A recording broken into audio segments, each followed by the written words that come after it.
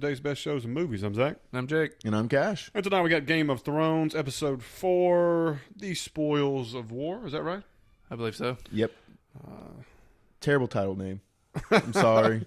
And I don't even know what the spoils of the war are. Like, are we talking about... Well, there was a carriage full of gold. And so... Yeah, I think that's all it was. I think that's all. I mean, like, the first 5 minutes explains the title, and after that, it's like, eh. I said I didn't know if it was trying to come in with Dany, and then I was trying to figure out what her spoils were, besides fire. You know, I think it was dual meaning. The bottom line is you get the gold, yes, the spoils of it, but also the spoils of war is also the bloodshed, the massacre, the loss of men, Spoiled the heartache. food. So, you know, that's a spoil of it, you know. Yeah, I got a few questions about the strategy of what they just did. Oh, yeah. I've got a lot of questions about Dany's battle commander abilities. Well, we'll get to that. We'll get to that. Director was Matt Shackman, I think. You know, and all these names, last names, kind of have sexual innuendo. You know, I don't know. But anyway, Somebody's mind Yes. is Get your mind out of the gutter. My guttered goodness. up. This is a clean podcast. we're going to move forward. Oh, okay. Yeah. Mr. Whole Gold Hand over there. Anyway, again, we already talked about it. You know, the episode kind of opens up, and you know, you get the whole Bronn and Jaime, and they you pay off in gold. Now this carriage is loaded down with some gold now. Yeah, I feel bad for these horses. So he pays Bronn. How much money do you think that was in that bag? I mean, a sack load, son. I mean, that depends who you're looking at. If you're asking Jaime, like the sack load, Bronn, like he's just one-handed. Like, okay, feels a little light. Like, I mean, it changed in hands. I don't know if y'all noticed that. I mean, this is nice, but it's not the castle I was promised. How about that one? You know what I mean? It's just like... The upkeep, you know. he starts giving the reasons why it's like, you know, single parents, you don't want a house that big. You know what I mean? It's an empty nest, you know. You don't want all that to just take care of. I was happy they moved the conversation along because Jaime was kind of moping around, and the Bronn kind of stole the show for me for this entire episode. His comments, Every episode he's in, and you know, and he's like, did the Queen give you one last prick in the balls and all this? You know, are we surprised Jaime did not kind of talk about what he learned? No, Jaime still keeps all this stuff close to the vest. Mm-hmm. Cersei talks and now sleeps with her brother in public view. But Jaime's always like been, not, I guess, slightly a bit ashamed or it's just secretive. It's none of your business. Like, he's like, let me just live my life. Yeah, but he's also like, gotta imagine he's super pissed off. I mean, you just found out who killed your oldest son. Yep. You know what I mean? Like, and it's not the person you thought.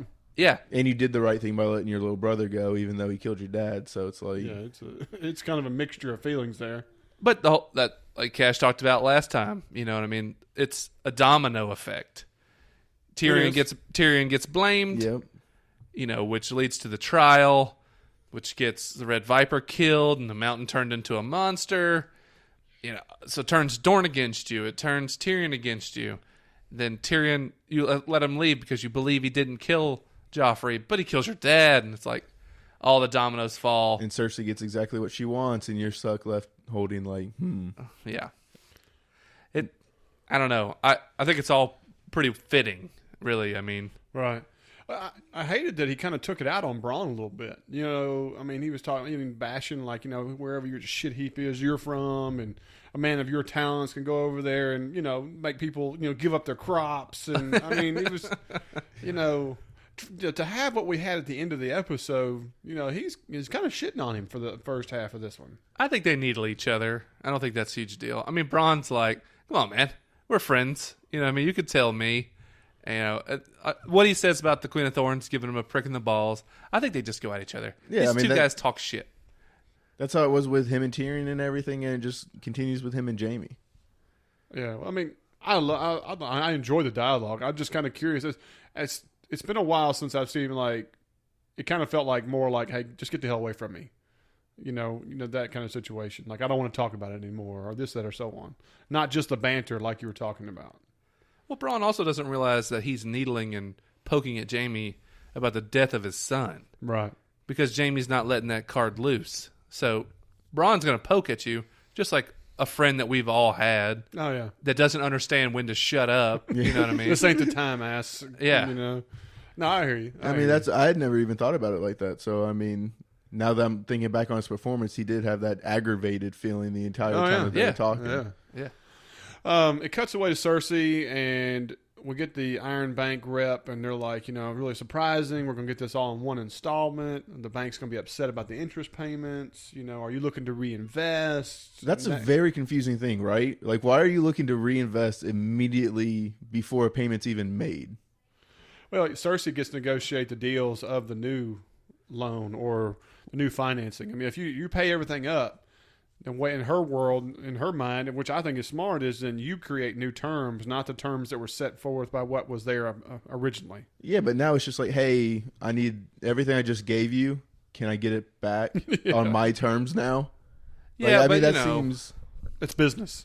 It's a very poor business by a bank. Her line of credit might be quite a bit smaller now. I mean, we can only hope. Yeah. But, I mean, it might get a lot bigger after what we see by the end of the episode, so... I mean, it's going to be interesting to see what they do, but you never know. Yeah, I don't know for sure because, the Iron Bank man, he says, Iron Bank will stand behind you once again after we receive the gold. You know what I mean? So he's not just going out on a limb. You know what I mean? No, I mean, because he's seen all the gold. They know that they got all the gold from Highgarden. But to me, it was just like, we already have this money, and yet we're going to loan you back your own money. Yeah, I mean, I don't know. I mean, you can look at it different ways. It just really depends. I mean, like when I did my house, I went ahead and took a bunch of chunk of money and put it down so I could refinance my terms to make it where I have a better deal like that. There's sense to that if it goes that. Of course, we didn't get that. We're all speculating. Yeah. So, it is what it is, But, she talks about something. And one of the key things, and here's another one of those key lines of the storyline that I thought was interesting, is she mentions the Golden Company, which is like a collections agency. Now, is this something that's in the book? No, the Golden Company we've seen before. Mm-hmm. Well, refresh my memory because this kind of blew me away here. Okay, the Golden Company. You remember Dany's cell swords? Mm-hmm. What was his name? He got recast. No. That's not the Golden Company. I know, but Dario is who you're talking about. Dario was part of one cell sword group, and then there was another that Tyrion was trying to get with called the Golden Company. And their branch they're bred out of the Blackfire Rebellion. Right.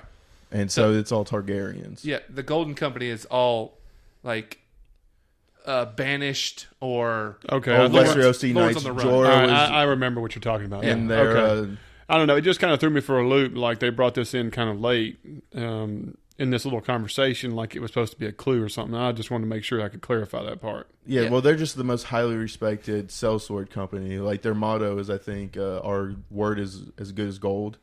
Yeah, or something like that. Like they don't switch sides as soon as they get their payment and everything, and they're fighting till the end of the contract. That makes me feel better about it. So it correlates to a past event we got history with. Okay, that makes more sense. Yeah. Okay. Now, this is where the episode started to go downhill a little bit. And I know in the beginning of this episode, when we started talking on the pod here, we didn't really give our overall opinions, but I think we all agree this was a top 5 episode. But for me, I struggled with parts of this episode, and I got a lot of dang flack for this on social media. But, good. But like this very next scene and everything, Winterfell, I really struggled with. I'm not gonna lie to you. From everything starting off, and like I said, the first thing is that we get the scene from the preview of Littlefinger unsheathing, Cat's Paw, the dagger. And I'm like, everybody and their brother guessed that this was going to lead to somebody's death or it was going to be used. Instead, it's here you go, Bran. And another example of 404 error, I do not have emotions and blah, blah, blah, blah, And the only thing good about this little scene right here is that he quotes a line from season 3, which I had to rewind 5 times to figure out what he said. Chaos is a ladder? Yeah, I'm telling you, like, me and my wife were watching it. I called somebody and I said, did y'all know what he said? And they were like, no, we're winding it. I mean, I promise you. And then you look at social media, there were people like, what was he said? I heard it the first time. Yeah, I got goosebumps as soon as he said it. I was like, yes, that was amazing. Yeah, well, once I figured out what the heck he said, I understand his reaction. But I'm just being honest. And this is from season 3 when him and Varys were talking, and this was the whole conversation of chaos is not a pit, chaos is a ladder. Yeah. But this is Bran telling I know. Yeah. putting it in his face like, I know a lot more than you think. And then like Littlefinger's trying to figure out what that means. Like, is everything that people are saying true, or what's going on? But you gotta understand, right before the chaos is a ladder stuff, is where even more Littlefinger tyranny starts happening, treachery. Oh yeah. So it's like he has to wonder, how much does Bran know? How far back does he know? You know what I'm saying? Well, because Littlefinger is the reason, basically, that Ned Stark is dead. Yes. So, yeah, he's 100% the reason. Right now, it's basically a battle. Is Bran or Arya gonna throw Littlefinger under the bus? I think it's gonna be Sansa. Now, here's another thing. I thought about that. Like that. Does Arya really know that Littlefinger sabotaged Ned? You have to think about this. She wasn't in the throne room when he got betrayed. Littlefinger was never in the presence of anybody when this happened. So realistically, Arya doesn't know that Littlefinger was the guy behind it. Let me ask you this: is Littlefinger on her list? I put it out there, but I can't remember all of a sudden. No, he's not on her list. Right. So I don't think she knows. The only person that can know is Bran. And Sansa, I think, will figure it out through letters or something. And would the Hound know? No. Or he'll know, maybe, because he was in there when Littlefinger had the dagger around his neck. Right. So the Hound would know for sure. Yeah, the Hound would know. And so remember, we predicted a couple of episodes ago that we thought the Hound would show up in Winterfell and just screw the pooch on everything. In sense of, and Jon would be like, you turncoat and have him hanging from the wall next to the banners, But Jon leaves. The Hound hasn't got there, which pissing me off because I need Hound out, And you need your fix. I need my fix, man. And so I think the two people that are the biggest threat to Littlefinger right now, of course, is Bran, and of course Hound. I think Arya's got a strange eye on him though through the whole episode. Yes. So, and I just don't think she trusts him in any shape. I don't think she trusts him, but I don't think she knows that he's the backstabber that he is. Yeah, because she just didn't like him back even when she was in King's Landing. Right. I would need a refresher. I can't remember what she knows and doesn't know. But there was a big question that Bran asked Littlefinger, and do you know who this dagger originally belonged to? And he said that he didn't know. Well, like there's the thing between he got it from Tyrion and everything, but I think she was meaning he was meaning even further. The origins of the stuff. Like this is possibly Rhaegar's dagger or something. Yeah, that's that big theory out here is that, and I know where you're going with this, and I did a little homework on it, and it even went back and I found that page that showed, when Sam was going through the book and they translated the page. And it talked about how it was Valyrian steel that was decorated with dragon glass, dragon bone, different like that, and so on. And this was typical of ancient Targaryen style of fancying weapons and blah blah blah, and everything else. And so that passage, and considering that it's on the same book that's associated with dragon glass and dragon stone like that, they're saying the lineage of this it was a Targaryen blade. That was owned by the Targaryens. I mean, that wouldn't surprise me. It wouldn't either, My question here is this, is that, all your great houses have a, Valyrian steel, Oathkeeper, Widow's Wail, Dragon, what all you want to call those. How did each one of them get or acquire such a blade? Just through battles and stuff. Yeah, I don't know. I mean, they always just talk about... It was all Targaryens. It's passed down and passed down and passed down. You understand, they used to forge Valyrian steel way back in the day. Not just for Targaryens. It used to be forged. Mm-hmm. It's just extremely rare and extremely pricey. So, if your family house had one already, those were passed down and passed down. Remember, the Lannisters do not have one. Well, they had one, but it got lost in Valyria. Right, but Tywin had searched high and low and tried to buy a sword from people and stuff like that. And no one would sell. And nobody would get rid of them. So, they had no house sword. It's just... until they got Ned's and they turned it into So if your house they turned it into two of them, right? And right. Widow's Wail and what was the other one? Oathkeeper. Oathkeeper. and Bran has Oathkeeper. Not Bran, No. but Brienne. Yes. Brienne. Right. Okay. All right. Well, I was just trying to figure that out because that was something that's curious about it. And daggers just aren't as valuable, unfortunately, for whatever reason. So those can be traded a little bit easier and gambled and whatnot. Okay. I mean, that makes sense and so on. And in this scene, the fire crackling in the background the entire time was pretty fantastic. Like, I don't know if y'all caught that, but I didn't really it pay stayed. attention, I guess. And It was there the entire time. I was just more concerned with what was going to happen to Littlefinger or Bran. You know, I didn't think he had the sand to kill Bran right there as soon as anything, but Oh, and what y'all think about him being in a fully functional wheelchair? that Maester is a bad Mason. You know, that Joker knows what he's doing. Let me go ahead and tell you something. The wheelchair, none of this stuff throws me off near as much as how tiny his head looks with those enormous shoulders he's rocking. Have y'all noticed this? No. His shoulders I can't function anymore. are so God. wide. I can't function. He looks like a peanut on a ebony table. It's insane. Did y'all know that Mr. Peanut had his name revealed? And it is Richard. Oh, God. What in the world did we just derail into? I mean, really. Dick Nut is his name.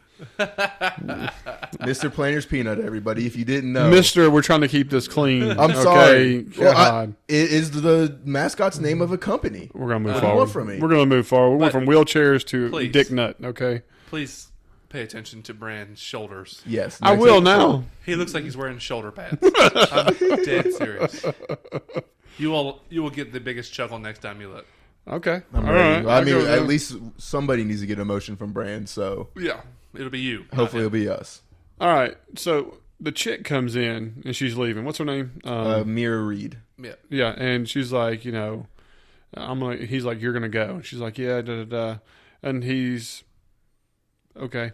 And she's like, that's all you can say. That's all you got. I mean, I almost died. She says, "You're as safe as anybody right now. You don't need me anymore." He goes, I know. "You're right.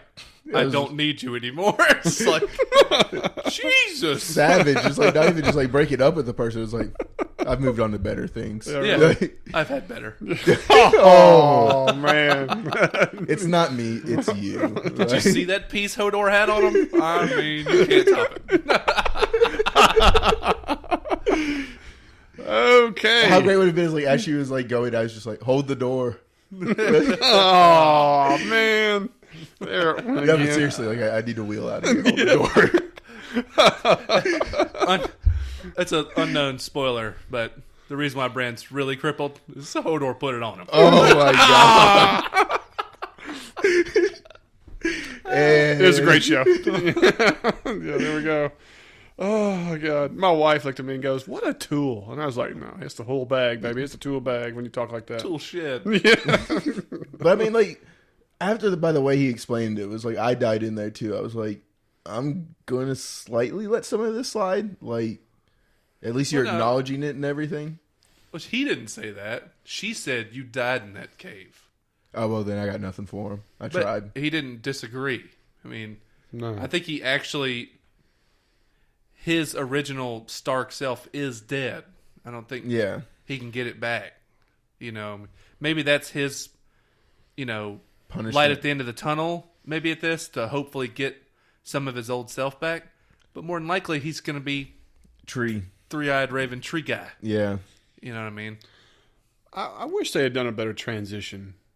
He just Because got so old so quick. from last season, they escape, they get to the wall, whatever you want to call it, da, da, da. And then the first time we have a speaking part, or just that are so on, it's error 404, no emotions, and nothing the entire time. I wish there was a little bit of a transition. You know what I mean? Like to explain that, he's struggling with this, or he's got so much on his mind now that he can remember that it's like pushed out his personality, or he, I'm not who I am anymore. I'm, it's something more to give you this transition instead of what we've been getting. I don't know, man. I think you got to give Benioff and Weiss the benefit of the doubt at this one, because they nailed most of these children. I mean, you got to think about it. We've had Bran, Arya, Sansa, Jon, all these people since they were little kids on this show. Everybody has grown up to be pretty solid, except for Bran. He's never been that strong of an actor. He was better as a little kid Oh yeah. than he is now. Well, And I think they look at it like, oh man, we got to just make him like robotic because I don't think he can carry the weight anymore. well, it's not even that. It's just like he's supposed to still be like a 7-year-old kid, and now he's like a 6-foot giant, and so like you're trying to hide his body and It's facial impossible hair. to get a wheelchair bigger than most humans. And I mean, so like, I mean, that's just part of the problem is his character. He's just grown out of his thing, and how do you recast? I think they're doing the best they can with what they got. Yeah. circumstance. Yeah. I'd rather robotic, same actor, than recast him and it'd be totally different character all of a sudden. Yeah, even though it looks bad, like it's the best they can do. Sadly. Yeah. Well, the so. continuity's better. You know what I mean? You get the same person. Yeah, I hate when they recast. Yeah. I'm not a big fan. I mean, sometimes you have good things. Mountain is a good example. Beric Dondarrion, better. Dario, But not better. Dario, no. Not even close. Not even close to Like right. even further away from the book than the first one was, and the first one was bad. Yeah. Well, in the first one, yeah, I mean, I don't guess you can have a purple-haired, I don't care. purple-goateed, I want it. gold-toothed pirate Yes, character. yes, we can. One that can pull a leg from Dany. You know, I mean, Yeah, that never made any sense. He's Yeah. just a bucket of confidence. But whatever. all right. Another thing. All right. This is when Arya emerges, and we get the whole, you know, I'm Arya Stark from Winterfell, da da da, and you hear it fuck off like 10 times in a row. Yeah, I mean, it was kind of like it was like they were just saying it just to say it. I know it's like they said the F bomb just to keep saying it. multiple times in this episode. It was really weird. I didn't care. All I thought was, this is the worst two guards you could ever have at the door. Oh yes. Oh yeah, Dumpy and Skinny next to him there. Yeah. I mean it was Like like Ren and one's Stimpy. helmet was way a little tight. He was forcing the cheeks out past the ears and They everything else. clearly gave him too small. I of a mean, Oh, it yeah. was uniform awful. on purpose It was awful. to make him look even stupider. God, So, dog. I mean, it was atrocious. but I like him later on when he's like, "You're gonna tell her, Oh yeah. or I'm gonna hit you So as hard. hard as I can."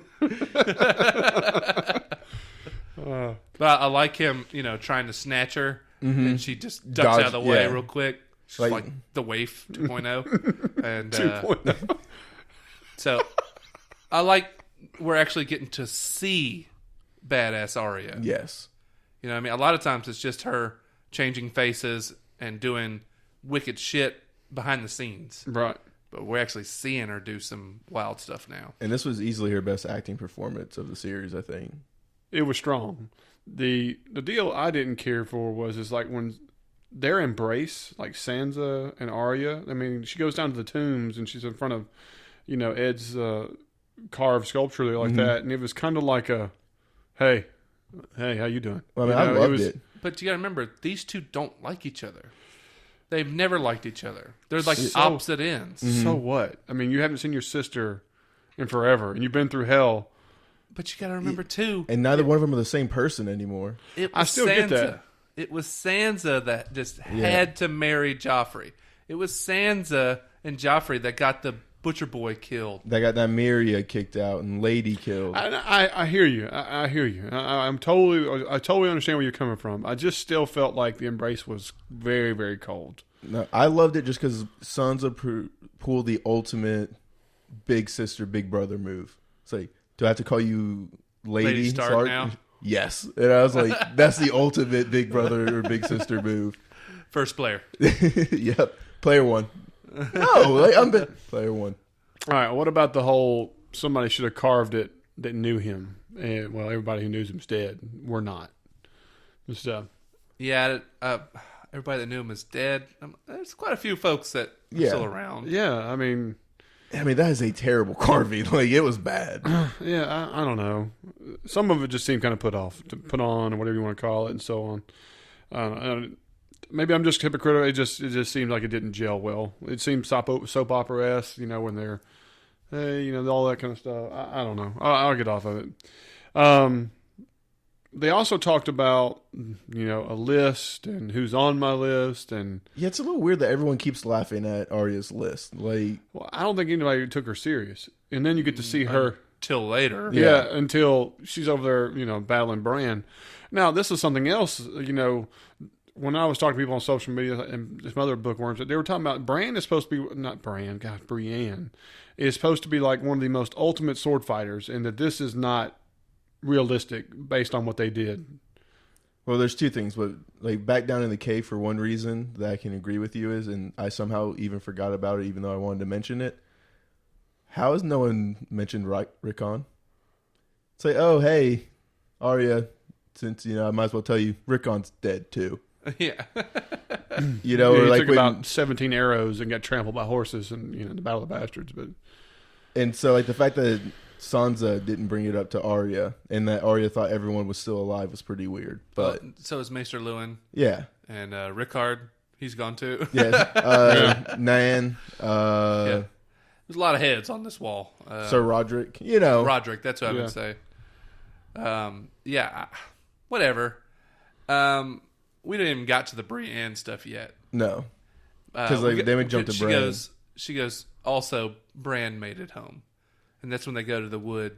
And that's when they talked about Rick. No, we still didn't mention that no. He's dead. He just gives the dagger. Yeah, that's right. Yeah, he gives up the dagger, and that's, kind of all there is to that scene. Yeah. Well, no, I mean, that's when she takes him serious because he's like, why would you give her the dagger? Because Cersei's on her list. Yeah. Yeah. And then Sansa's like, oh, she wasn't kidding. Like, she's really out here murdering people. Yeah. And then we had the funny, who else is on the list? They're mostly dead. Yeah. That was just, I thought the thing is, how many on the list did she actually kill? Not many. 2? I put a video out there on Facebook, and there's 15, 16 people, and almost 2/3 of them are dead. I mean, she killed Meryn Trant and Walder Frey. Mm-hmm. Yeah. Well, I mean, you got the people who are left, of course, Cersei, but you also have the Hound. You have but the Hound's off the list. Mm-hmm. Okay, then you got the 2 guys riding with the Hound. Beric, what's his name? Darian, and the guy with the bun. Yeah.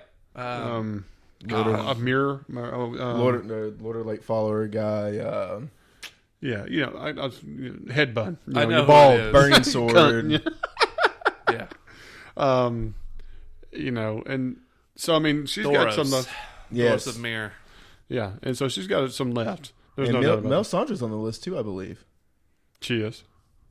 She is on the list. Maybe, but I don't remember. I thought Bran missed a really if he's gonna remind Sansa of the worst night of her life, why can't he just bring up hey, you make a good pie? Why didn't he throw that one in there?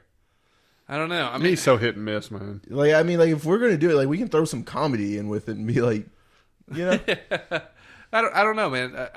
Remember, he's no emotion. I know. That's why it would have been such a deadpan delivery of nice pies. Yeah. Why would you give me this? It's wasted on a cripple. It's even harder on himself. Yeah. I don't know. Like you say, most of the stuff with the reunion of Arya and Bran and Sansa are kind of just whatever. Almost filler in a way. You would think it would be a massive monumentous moment, but most of it was kind of meh. And but I appreciate that just because they're such different people and not all of them always liked each other, like we were talking about earlier. Yeah, but I heard a lot of people got super emotional when she's pushing him in the wheelchair and with Sansa through the grounds of Winterfell. How is that wheelchair getting? His arms are not that big. Whatever. I think the key part here when he was talking to Sansa is that Sansa makes a point of, he gives you something. He's not a generous man. Yes. There's always an angle. He always wants something in return for whatever action he does. And I don't know what. That's the whole thing. It's I have no idea what chaos he's trying to create or what wedge or what he's trying to protect. Nothing's clear about where his character line is going. And that's what bothers me most. I think he's slightly scared at this moment. I think he's got to be terrified. I don't know why he's not pulling out. It makes no sense. Well, he hasn't got Sansa in the room yet. Oh, I don't think he'll pull out then either. I don't think that's going to happen.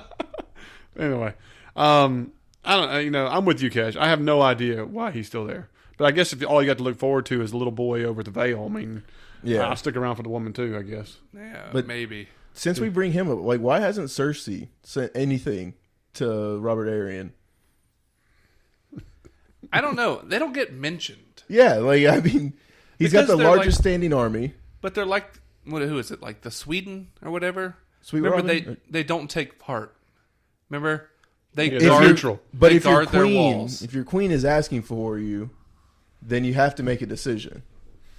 Yeah, I understand that, but I think they're kind of like an out of sight, out of mind. They're type a of neutral. place. Yeah, I mean, As a queen, and you need the. Oh, I agree with you. Something needs to be. We should probably go after these people. I agree with you. And I mean, I find it weird that it hasn't been brought up. I mean, it wouldn't surprise me if he doesn't get a raven and say, "Hey, we're winning this fight. Yeah. Switch sides. Go ahead and mop up Winterfell for us, And then you get the. and we'll attack from both sides. And you're the warden of the North. And then and then we'll give you Sansa. Mm-hmm. You know what I'm saying? Like, I don't know. I wouldn't be surprised to see that coming. You know what I'm saying? It would make sense, but I mean, we haven't gotten any scenes of Cersei behind a desk like we always had with Tywin, wondering what she's writing. I agree, but honestly, I think Littlefinger's days are numbered. Yeah, I think with Sansa's you. going to out him. Like I would think before even the final episode, like I guess episode 6 and the penultimate episode this season, I think that's when he dies. Yeah. I mean, he's the one that got him married to the bastard. Yep. Everything. I mean, it was all bad. he's not a winner by any means. Now, we're jumping ahead a little bit, but just to kind of finish out Winterfell, people, this is when we get to the part where, Brienne's training pod and, kept sweeping the leg. Tripping his ass. Awful. I mean, all he has to do is throw down the third leg and he's balanced. Like I don't know what was going wrong. there- I know. Tripod could have Yeah, come handy. exactly. Yeah, you could do a swing attack on that thing. Come Yeah. on, man. Could have spun like a helicopter on it and kicked her ass in the teeth. God, there it is. Let me show you my fidget spinner, baby. Oh. Yeah, I'm just... There it is. There it is. Oh, my God. And I'm going to try to focus now. I love these. Anytime she's training pod, don't Yeah. lunge. You know what I mean? Just all that stuff. I It's love like, it. It's like she's saying it after, but it almost feels like she's about to say it as she's kicking his leg out and stuff. It's like, don't lunge. Boom. Yeah. Yeah. As you But- pick yourself up again. Yeah. But they make it weird because Brienne's never been cocky. Mm-mm. But when she's doing this to Pod, she's always like walking up with her chin up. You know what I mean? Like, oh, Brienne getting a little too Yeah. big for chainmail. She's getting very sassy in Yeah. these Armor's moments. And I getting like it. Yeah. But yeah, then we get Arya in what you want to see. She looks Yes. like Syrio Farrell, the way she's dressed. You know what I mean? I'm just like, oh, I love it. Yes, Oh, yeah. it's And great. then She's the going sword left-handed. behind her. And She's got her hair pulled back in a Posed. ponytail. You know, Only just one like, hand on the sword at all times, Yeah. left-handed. Like Yeah. I love these scenes. a hand behind her back. Mm-hmm. I'm just like, this is Turning her back to her opponent for like 30% of the fight, just like I already know where you're swinging. Like don't worry about I'm it. water dancing. are we to believe that that training was good enough back then for her to be this good now? No, because she never used a sword. Like she hasn't touched a You know what I'm sword saying? in Like, she didn't get the skill. This is the part. This part was great. But I was calling BS the whole time because it she makes no never got sense. that much formal training with a weapon. she did with a staff, but that's completely different than a one-handed I sword. mean, she was handling the sword like she was the master. And from what I remember from season 1 and anything like that, she got a couple days with this guy before he got killed. Before he may have got killed. I agree. I got him and his wood sword versus 8 guys. Well, I mean, he was kicking their ass, like, Yeah, he whooped all their asses until Mary Trenton came in. and that happened off screen. So, Yeah.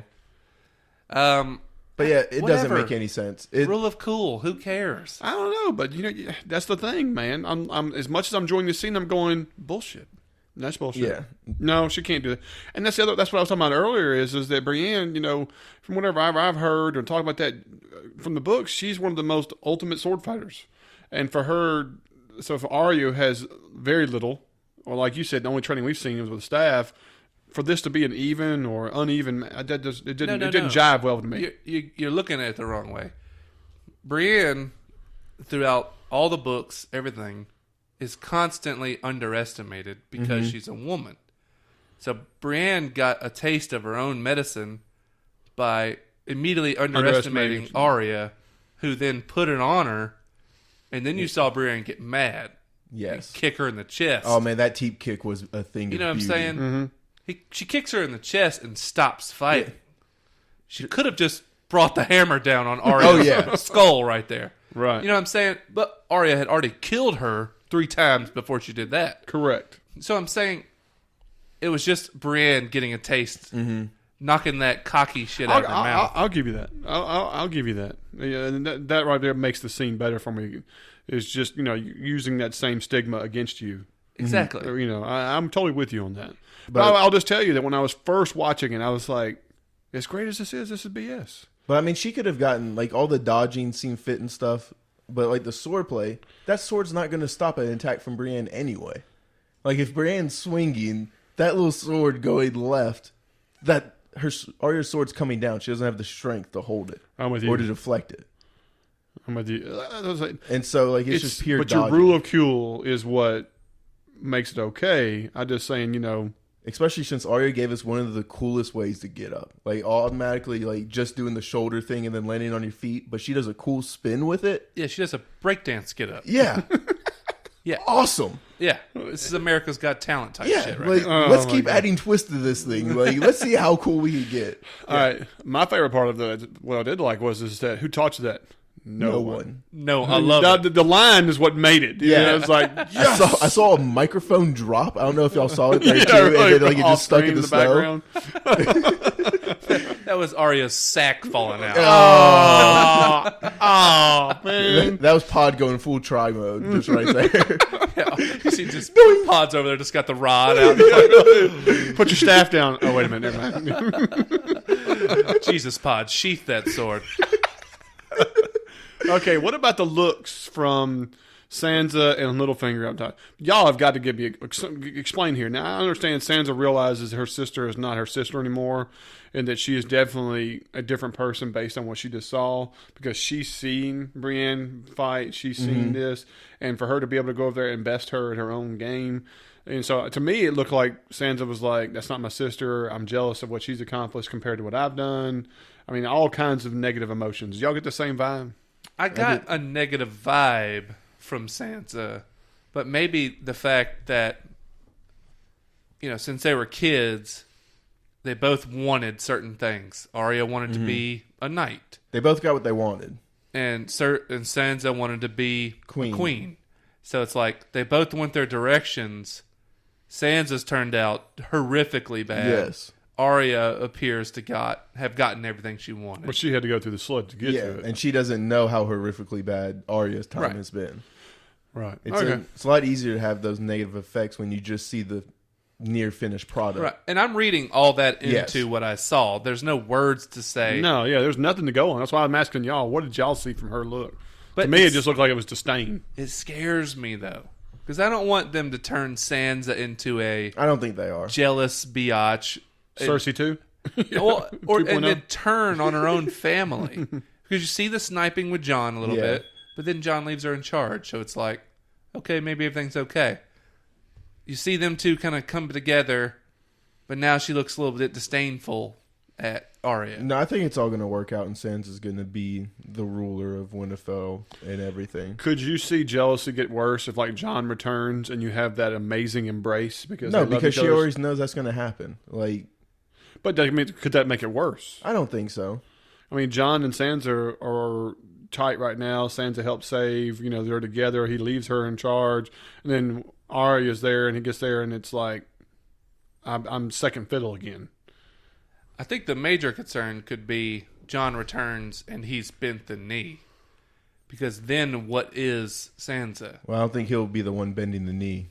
But I'm just saying, what is Sansa if Jon bends the knee? He's king in the north, but if he bends the knee, he's not king in the north. Yeah, he's warden of the north. True. Then she is what? Lady of Winterfell?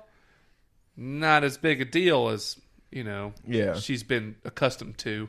But, I mean, she'll still be co-ruler of Winterfell and everything. Like, it won't make a difference, because if he shows up to Winterfell and Bran's there, everything's going to fucking change.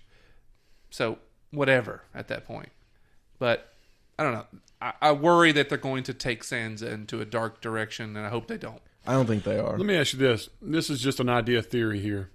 Let's say we get back, Jon gets back, and Bran reveals you're a Targaryen. Couple that with I bent the knee because it's what's best for all of us.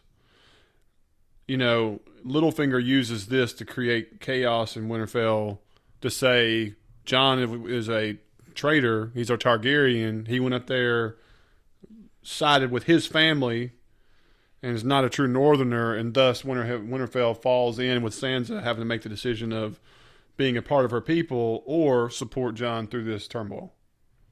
Well, Jon can't be king in the North because he's a Southerner if he's a Targaryen. Yeah. But, like, he's not just going to not be king of the North. But you don't think Bran's not going to announce you're a Targaryen in front of everybody. No. You know what I'm saying? But I could see this where as an opportunity for Littlefinger to get some information and use it to his advantage. Or it's an opportunity for Jon to be like, okay, have all that information, and then have a big meeting and say, hey, y'all, I'm going to go marry my aunt. Like, it's been Sansa fun. is now your queen of the North. You know what I'm saying? Like, because due to new information. Yeah, but his people chose him. You don't think that would fracture everything? No, because they're respecting Sansa right now. Like they've always followed a Stark in Winterfell. I don't know. Something just tells me these little tidbits and the reason Littlefinger's still there is Winterfell is going to fracture before it gets to where it's not like they're going to be unified in their quest. I don't think things have got to get worse before they get better. But it's already gone too bad at Winterfell. Yeah, and Jon's still half a Stark. Like that's still fact. So yeah, we'll see. Yeah, I mean it's going to be yeah. All right, let's shift gears. We're back at Dragonstone. And this is where we get the little scene of, girl talk. Missandei and many things. Dany thing. I'm kind of interested at what many things could be. What many things? Yeah, really. Like, can I get details? Draw me a picture. You know. No, do not draw me a picture. Negatory. They need to talk to the maester at Winterfell and strap one on, old. Oh, God. Unsullied. Stop. Here we go. Qyburn might be able to help him out a little bit, too. We call this the gold worm.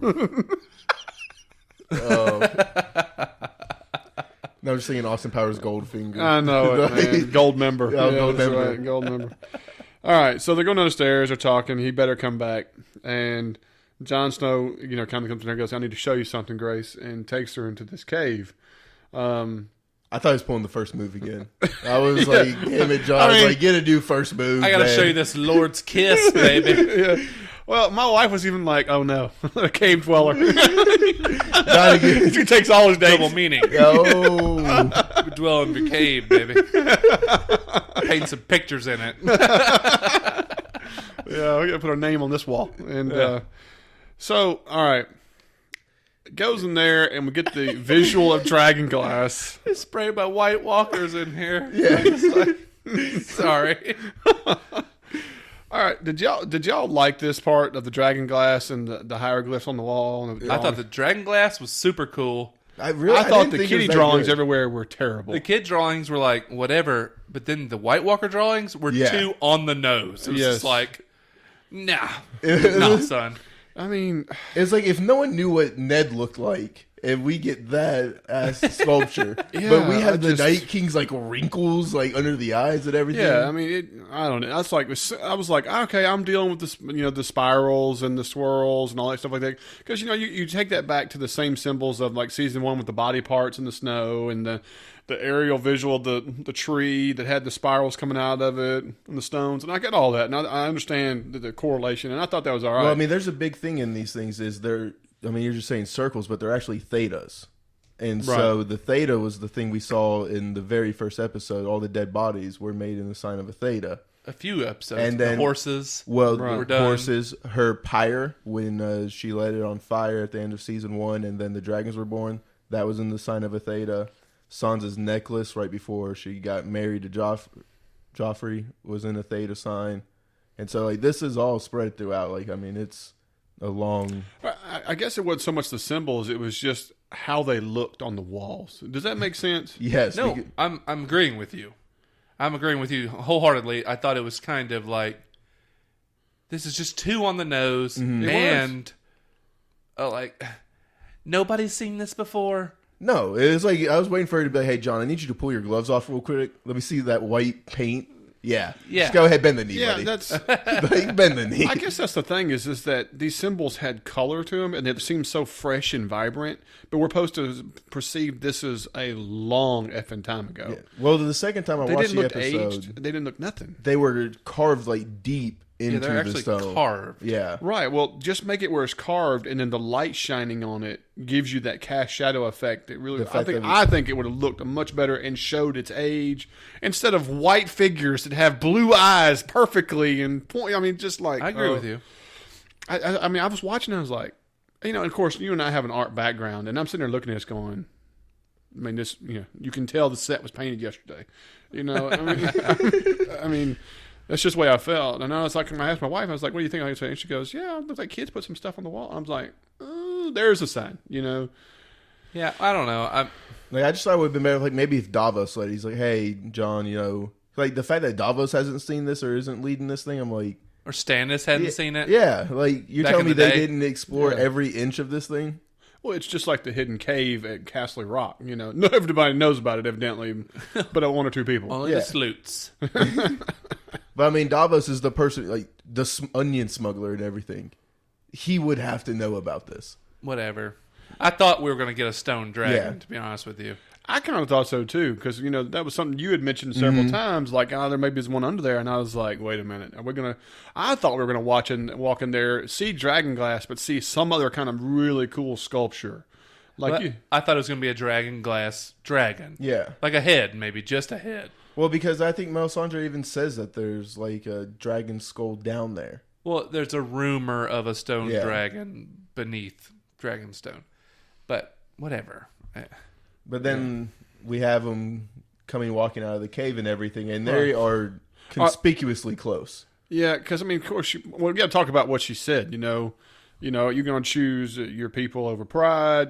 This is the same line he gave who was the guy he killed that was the leader of the Wildlings? Because he used almost the exact same line against him. Yeah, I know what you're talking about. Don't ask me to remember his name. Half hand. Corn half hand. No, the guy, the guy didn't even look like a Mance Raider. Yeah, he didn't even look like a wildling compared to the rest of them. But anyway, long story short, it was the same thing. You got to choose your men or your pride. And he's like, Mance Raider was like, this got nothing to do with it. But yeah, well, nothing to do with John either. He has no pride. There's no pride in this. Like, he's already died for his men and everything. Like, he's not doing this because of pride. And so yet again, like, it was a great line that fell completely flat for the other person not knowing what they're fighting for. Right. I like her saying, I'll fight with you, I'll fight beside you, help you in your battle, win you bend the knee and stuff like that. I was like, all right, that's cool. I understand where she's coming from. But at the same time, I'm like, the pride line, I was like, well, that doesn't jive with John at all. No, but she doesn't know that. But she should know. Yeah, you should be able to read off of the few social interactions that you've had that this isn't a prideful man. Yeah, I mean, that one comment that they had before was like, people are love what they're good at. Yeah. You know what I mean? He's like, I don't. Right. When he got introduced, his name was Jon Snow. Not even Oh, Not he's King the of the North. Yeah. Oh, by the way. Like, I mean, so you could tell pride isn't a thing. Whereas for her, pride is everything. Okay, are we to believe that he bent the knee off screen? No. Okay, well, there was a lot of folks out there that said, yeah, he probably did. And there was I didn't see a ring on her finger, so I don't see him bending the knee back behind screen. Didn't you say you thought they might have been holding hands on the way out? Because they made it seem like they were holding hands, like they were really super close, and it looked like their hands, like below the camera, were holding. But as soon as they weren't, I was like, do y'all happened. like this whole googly eyes at each other? Like, it makes sense. I mean, I should have took your clothes off while I had you in the cave. I missed my opportunity kind of situation. I just don't see. Neither one of their minds should be on any of that. It's not about on the romantic side. It's on the alliance side. There's a lot of people who want their minds on that. I understand that, but I'm just like, if they were to start going at it, I would be so disappointed because I'm like, okay, you got White Walkers, you got Cersei, and we're gonna, elope in the cave, bump uglies. I mean, you got to figure out an alliance. I mean, everybody has needs. Okay, this is how you get the guy to bend the knee. I mean, he'll bend the knee. Yeah, I don't. I'm with you, bro. I don't think care. it needs. I don't think it needs it. Now, of course, the other thing is that I mean, he is technically a Targaryen, and incest is in the Targaryen family. He's just a nephew. Yeah. What's it's not like the they're harm? twins. Like, Yeah. God, that'd be terrible if they were twins. Oh, Ugh. who would ever do that? Easy with the Star Wars reference. We're gonna piss some people off with all that. All right, like you said, he comes out and Tyrion's like, "I got news. We took Castle Rock." And Say that a little bit more sourly. yeah, really. And lost all our ships. Yeah. Miss Sandy's face was the only thing I cared about during this entire scene. I just wanted to see how she was going to react, And that worry was there, and it looked good, Now, this next part kind of threw me for a loop, but it made sense, and so I enjoyed it, is when she attacks Tyrion for his loyalty. Well, yeah, talking about his clever plans and how he's failed miserably, and maybe he doesn't want to kill his family and his people. Which I was like, deep cut. You know what I mean? Really? Low blow. I mean, really. Do you not He's see my already lower. face? Like, come on. Yeah. I mean, super duper low blow. Yeah. Yeah. On a low man. Got to get way down there. Yeah. She had to get on the knee to get that one.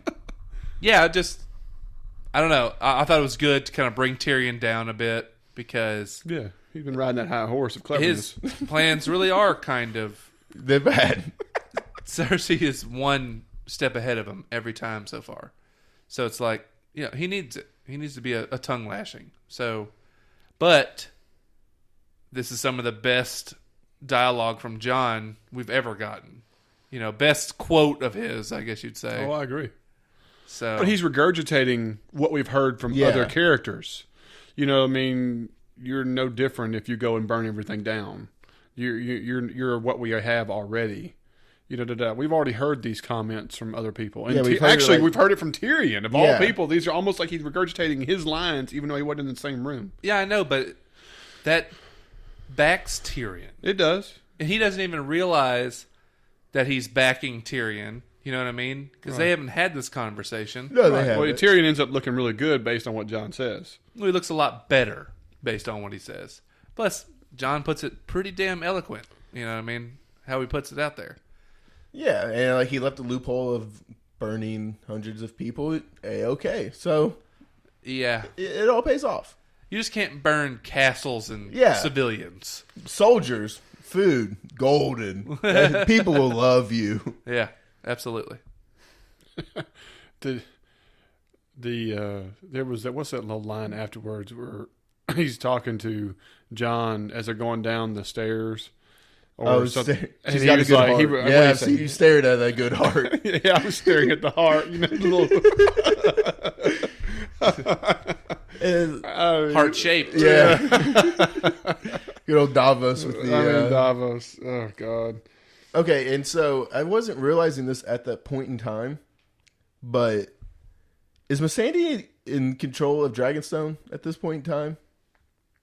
And you're leaving... I didn't see that like a hierarchy. I would guess she would be in charge. She's right-hand man. I mean, she has the hand, Yeah. but I think Missandei's actually second in charge. So we're going to leave Missandei with a few Dothraki with Jon's entire fleet. Jon can essentially just be like, hey... Jon is there with like 7 dudes. He has enough people to mine an entire cave of Dragonstone. No, Dany has offered her any people he needs. She just took the entire army. Not the entire army. We don't know that. I mean... They still have some scragglers. I mean, Their I'm scragglers just are better than saying, most. you're leaving Jon Snow on your home base with limited stuff for Missandei. I don't think there's much fear. Yeah, there. not She really left concerned. 2 dragons there, too. And he's unarmed. I mean, Caw-caw! he's also a Targaryen. So, those dragons are more likely to listen to him. I know he doesn't know this, but I'm just saying, strategy-wise... That bridge you're on is way out there far, This brother. is a terrible and you're strategy. all by yourself. Just putting it out there. Terrible strategy. Sticking with it. Whatever. You're stopped. I really don't think Jon has more than like 7 dudes. The ones he came over on that little boat with. And But he's got to have a boat. He's got to get the stuff back. Time out. They took his boat. Yeah, the little small boat, but his big boat is still out there. Look, 2 Dothraki can handle those 7 dudes that came with him. And then those 2 are unarmed. Let's go ahead and be honest with ourselves. They could leave the skeleton crew and 3 children of Dothraki, and they're okay. Okay. Especially that one Dothraki. I mean, He'll probably kill the entire crew. Just because he lifted a boat by himself. Yes. I mean, so. I'm sticking with John. The dude's 7'2", muscle. It's ridiculous. So they go, and you're talking about Missandei. They talk. Davos and John are talking, and you notice there was a cool callback. Is that Davos corrects John's grammar like Stannis used to correct his grammar all the time. Mm-hmm. Y'all remember that? Like that? I caught a little quips there and stuff like that. I thought that was pretty good. He's like, I think it'd be King or this or Lord. I'm just like, okay, I see you, Davos. I learned how to read. Did I? It's there, not there. I love the memes. Like they would have him, like they had the pictures of him and John talking, and Davos correct him, and then they had a picture of Stannis with like a gold halo. Like I did that, bitch. Yeah, exactly. And then there's poor Shireen, the little candle, so they can read the book at night. Stop, dude. So they talk to Missandei, and she's like, "There's no concept of bastard where we come from. There's no marriage where we come from." And so now, do y'all, based on the world and that like that, where she's from, the island of Noth or whatever, where is that in relation to anything? Is that a part of the book that you can tell you a direction, where, what, when? It's like I think Pacific Islands. I mean, it's like a Bermuda or something. You know what I mean? Okay, It's like, middle of effing nowhere. yeah. Okay. It's a southern eastern isle that, we don't. Whatever. But I do love Davos, though. He's like, oh yeah, can I switch sides? You know what I mean? It's like, I love a lot of the stuff he says. Like you said before, he's just so well written. Yes. There's no concept of marriage. He's like, sounds relieving or something like that. I don't remember what he says, but it's like, God, I love them. Like I said, another character they love writing for. Yeah, They can kill nails one-liners perfectly. Yeah. All right, so we see a Greyjoy ship come up. Is there something like that? And Cash, what I stared at this entire scene was not the ship, was the distance from the island to the mainland in the same shot. Like you could see the shore across the way because that's how narrow the water is. Oh no! You follow what I'm getting at here? And I know we've harped on this. It's like you just pull out one of the pirates' binoculars. I mean, no, I'm like, really? Mono oculars. I didn't know what you called the singular ones. No one ever really says it. But I mean, Spyglass? did y'all see the size of the ship in this bay? Yes. There's no way you got a ship to get through there, even if it's in pitch black. So I want to give you more kudos to what we were talking about with the map thing. All right, so did y'all expect this embrace? Not necessarily an embrace. I was waiting for John to just run over and punch him in the face. Like I didn't think I was expecting punch. assault. I was expecting assault. I did not expect this to begin any other way besides John's fist and Theon's face. Yeah. And I was completely let down. I was expecting a punch. And then especially, I misheard him as soon as he met Theon. It was like, I'm doing this because of what you did to Sansa. And I thought that was reference to her wedding night. But then he said, he was talking about when he helped her escape. And I was like, oh. He said, what you did for Sansa is the only reason I'm not killing you right now. And then, I heard, what you did to Sansa. And I was like, oh, here's the punch. Yeah. But no. Yeah. I was let down. I was expecting some kind of assault. Give me something. Even if it's a leg sweep and you get your hands on him while he's on the ground. Yeah, well, I just burying his face in the sand. Eat it! Eat it! I want him to be, because he doesn't know Bran's alive yet, right? I want him to be like, this is for you murdering my 2 kid brothers. And then, everybody jumping in on him. Because to our last knowledge, he thinks, I guess he knows Roycon's alive. That's right. Boom. Yeah, I'm done. and Sansa has already told him that the 2 kids were not the little brothers. I completely brain farted. I just wanted that punch so bad that I recreated that he didn't know. There's no doubt there. God, I really wanted that punch in the face. And of course, he asks, and he goes, "We're going to speak to the queen." Well, the queen's not here, And then we get to the epic scene that takes the last 18 minutes of film of our 50-minute episode.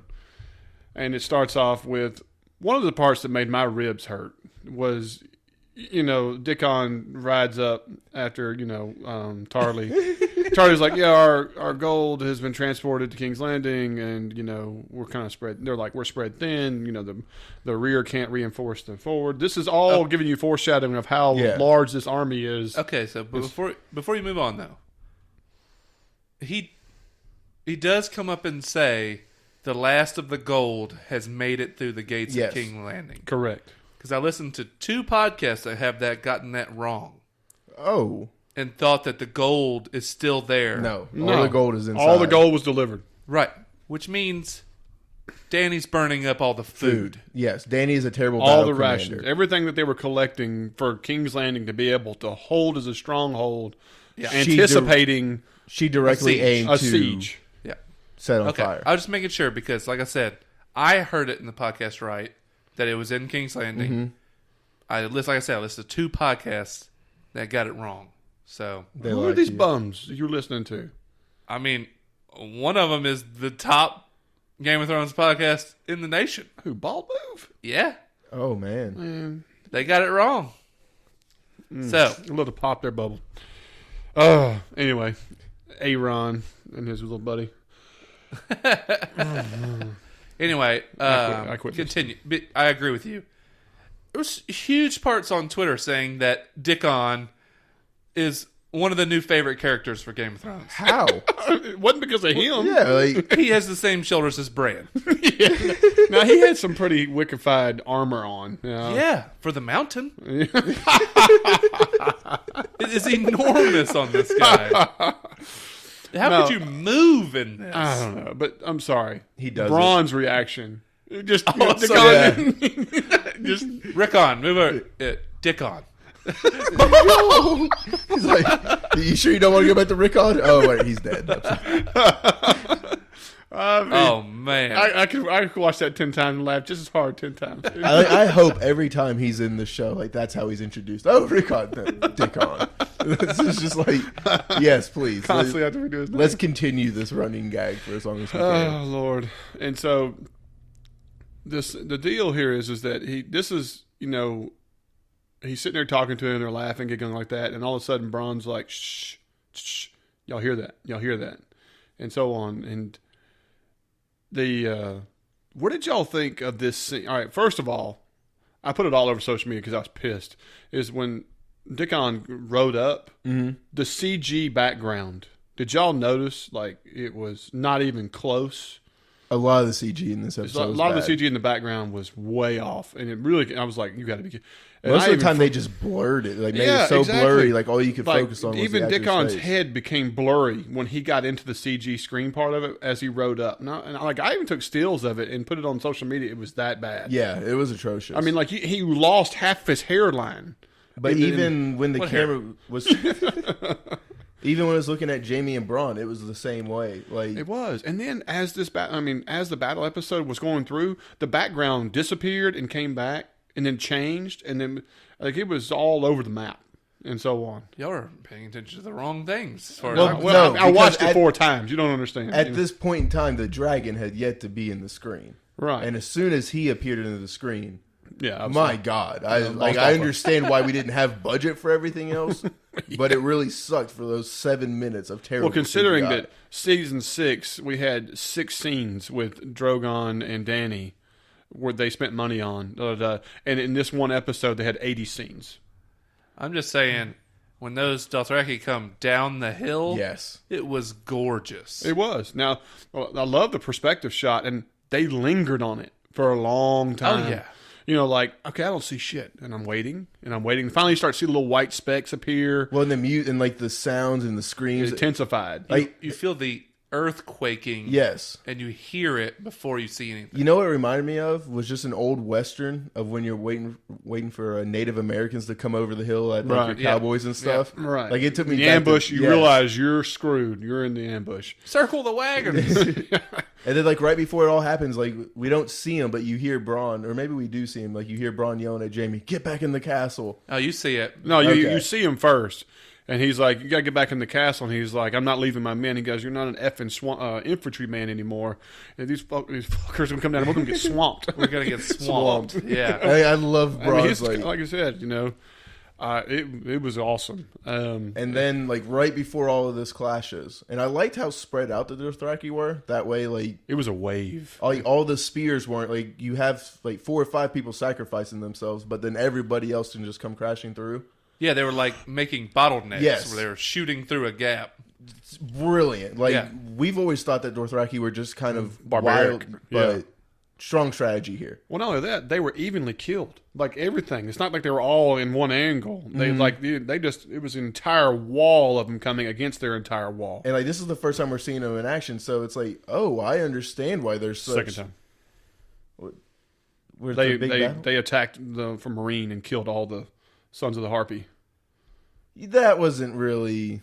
Hey, that's the second time we saw them in action on horseback. They came and chopped all the guys up, all the Harpy. Yeah, on the but, outside. like, these are just people. Like, I mean, that was just... Face it, I you're don't know. wrong. I mean... We got to see Noah Syndergaard throw Yeah. a spear, which if you didn't know exactly who Noah Syndergaard was and know that he was in this role for a second, you wouldn't have any clue that this Major League Baseball pitcher got a little cameo Yeah. to throw the spear at the Dothraki guy. How about that? But he's half his face is covered. You can't tell it's him anyway. Oh, So you didn't get the Ed Sheeran treatment? No, Yeah. God no. Go. Stop. Don't ever mention that name again. No. But, like, and then right before they crash, the speed that they're able to show Drogon coming in at, fantastic. Dude. Yeah, well, first emerging from the clouds, and then the side shot of him passing the horde. And then the looks on Jamie and Braun's face. Like, I'm pretty sure they were legitimately pooping their pants. Like, I mean, They there's... sold their armor. Hold my I was a warrior like you took until I took an arrow to the knee. man. Yeah, no, this was This was fantastic. so fun. It was, God, this man. was fun. It was just...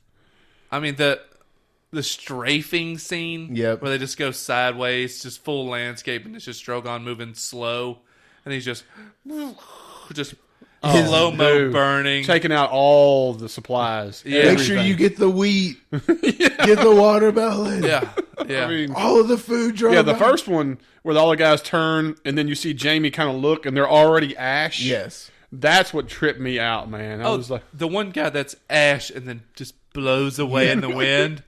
It's just like, oh God, Sarah Connor. Got the T2 reference right there. It's just like, If that soldier was holding on the chain link fence, I'm turning the TV off. You know what I mean? no. I even saw several references to it as well. You know what I mean? But I was just Judgment like, Day. Yeah, this is glorious. This was all really fun. Like you said, good to see that the Dothraki aren't invincible. Mm-hmm. You know, the fact that they don't wear armor hurts them. I mean, Yes, they get correct. cut up, they get attacked. Somebody with shields and spears can do them in. Well, it's just like the one who jumped in and was like slicing throats and taking hits, and then he got speared to death. The coolest jumping I've ever seen, though. Like, I've never seen one jump off a horse like that. Let me just ride the horse's back. Oh, and then the other one's shooting the bow and arrows. Yes. Yeah. They stood on the back too. We're just like, phew, phew, phew, like Mongolians. And, like, did you read, like, see the after, like, the making of the scene and stuff? Oh, yeah, I watched like, the the, lady like, was talking about 18-minute she video. made, like, special harnesses for him to do that and everything. I was Yeah. like, this is yeah, fantastic. it's man, this is just phenomenal, dude. The millions of dollars that were spent for 18 minutes of film. Worth it. It's disgusting. They spent money. Like, they created, like, 3 trucks. Like, Yeah, just to ride along the Dothraki. It was Worth It was every very penny. impressive. But like you said, I thought the coolest scene of all of it was the strafe, where he's just taking out all the supplies. Where it just the goes pyrotechnics slow-mo. and showing the guys getting lit up, and one running off into the water, and one guy just kind of folding and dying. Yeah. I mean, it was just so, Jamie looking, and there's guys trying to run to the water and dump Yeah. themselves in. And one guy comes up, and he looks like Dark Man. Yeah. Just burnt to shit. Oh my God! 1994 Dark Man out of nowhere. Liam Neeson had Liam a Neeson cameo. of all people. He had a special set of skills. Back then, it burned. It's called being toast. Oh, add butter. That's right. Yeah, I loved it though. I mean, it was just so fun. I mean, they spared no expense. no. The take away Drogon. The best part of all this was I loved how they changed the smoke and the filter of how they were filming it once like there was ash everywhere. Like everything turned dark. Oh, everything smoky everywhere. and like little ash flakes everywhere, and ambers. It reminded me when they were on the Greyjoy ships when Euron attacked. Like it was a really cool ambers everywhere, and that made such a really cool visual effect. I got Lannister in my throat. Oh. I got the black lung pop. You're not a coal miner. I was at a battle. But anyway, like you said, and you see Drogon, and they do a couple shots. Well, then the landscape drastically changed to where they're like on the river or by this pond, and like I said, it changed. Hold on now, this river/pond that's 100 feet deep. Hold on, now I will get to this. Look, this horse is going down ankle-deep water. Bronn knocks him off into the water, and this is the abyss. Ed Harris is down there with his water-breathing suit. Okay, I'm telling you. I mean, Mary Master, Tony, whatever names, they're all down there waiting on him. They got this. I just... There's a warhead.